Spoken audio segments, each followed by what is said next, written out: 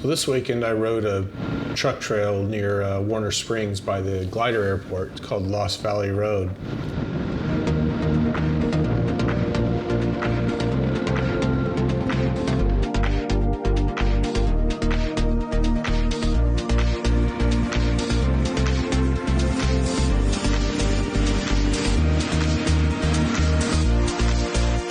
It's on the left side of the road as you're heading southeast on 79. Goes up through Hot Springs Mountain, a little west of Hot Springs Mountain, and it actually goes up through a campground called Indian Flats Campground.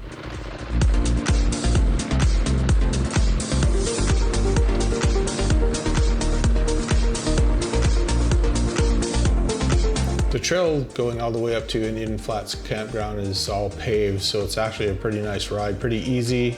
During this part of the ride, I was in sport mode, which is pretty much what I ride in all the time on my Triumph Scrambler 1200XE. There's really no reason you'd need off-road at this point. The only thing you need to really look for, and the reason why I was riding pretty careful, is that it is kind of a one-lane road and you've got traffic going both ways, even though I only ran across one Jeep on this ride today.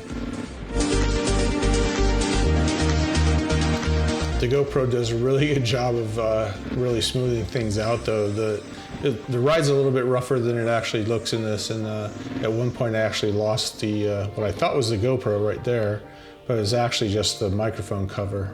Here's the view from that actual GoPro on the fender. Luckily the GoPro actually didn't fall off and hit the front tire, it just kind of swiveled in the mount that I had, and you'll see that later when it's mounted on the top console. Here's the fork in the road that takes you to the Indian Flats Campground. If you go left, past this really cool large boulder. It's kind of cool the way it just sits there.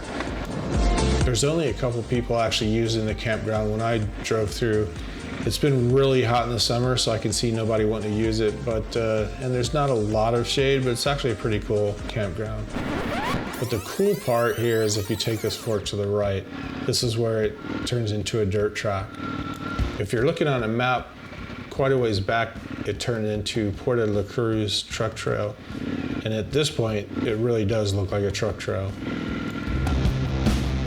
It eventually leads back to a town that, if you follow the road, will go back to the 79. I didn't go that far. I didn't really know where I was at this point. I wasn't using the maps on my iPhone, so I really honestly didn't know where I was. And I was riding pretty careful because I've dumped this bike before, and luckily there was somebody with me. It's pretty heavy, quite honestly, and it lays really flat, so it's actually quite a beast to pick up.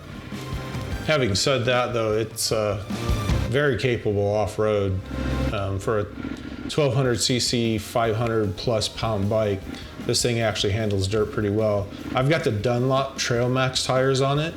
I changed those out when I had to change my tires, and they've been great. I mean, they're supposedly a 50-50, which most people say are actually more like a 70-30 tire, and they've lasted me forever. I've had them on over 10,000 miles, and there's still plenty of tread on them.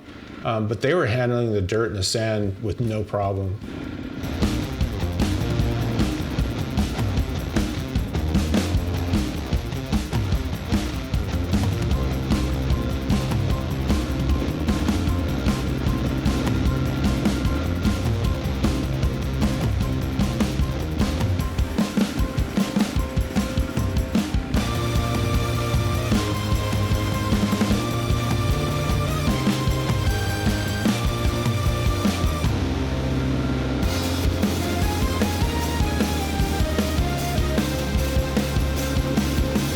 So the mount you see on the bar above my console there is the same one that I used to clamp to my front fender when the GoPro kind of flipped over and I lost the microphone. It's a small rig clamp, and it has kind of a screw-in 1/4 20, and you see it kind of gets loose there. I just need to figure out a way to kind of cinch that up so it works a little better. But so I decided to go ahead and turn around and head back the way that I came, since I really didn't know how far I had left to go out to the 79. And that's it for this trip. I hope you enjoyed it. It's kind of a small little ride down Lost Valley Road by Warner Springs in Southern California. Hope to do a few more trips coming up. The weather's getting really good for going inland. I really want to do some exploring out in Borrego and possibly up into Joshua Tree as well.